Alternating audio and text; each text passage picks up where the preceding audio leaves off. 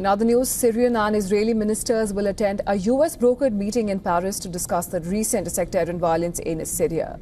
The US brokered talks will be the first ministerial meeting between the al-Shara-led Syrian regime and Israel. The meeting was confirmed by a senior diplomat while speaking to news agency AFP.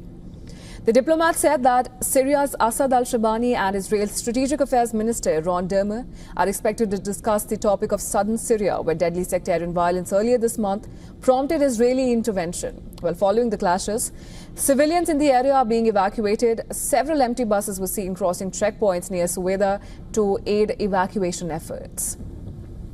While Israel had launched several airstrikes on Syrian government positions in Sweida, a Druze majority province in southern Syria, the Israeli strikes also reached Damascus, hitting the area of the presidential palace and the army headquarters in a bid to force government troops to leave Sweida city, which eventually happened under a ceasefire announced by the authorities.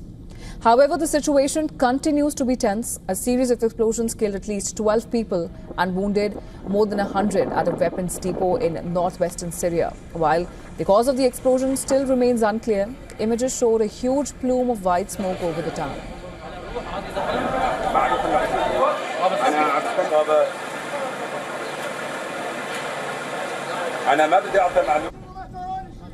Now, the U.S. State Department is calling for an immediate investigation into the death of a U.S. citizen, Osman Saraya, in Syria. Now, Saraya died last week in the Druze region of Sweida.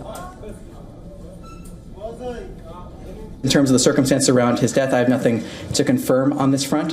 What I can say is we have had direct discussions with the Syrian government on this issue and have called for an immediate investigation into the matter.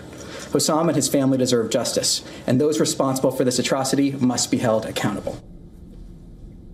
Meanwhile, in a major boost to Syrian President al-Shara, Saudi Arabia has announced investments worth $6.5 billion in Syria.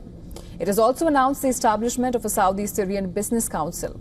As al-Shara looks to overhaul Syria's war-ravaged economy, a Reuters investigation has found that Syria's new leadership is secretly reconstructing its economy, taking control of companies linked to ousted President Bashar al-Assad. The investigation reveals that al-Shara's brother, Hazem al-Shara, is among those calling the shots from behind.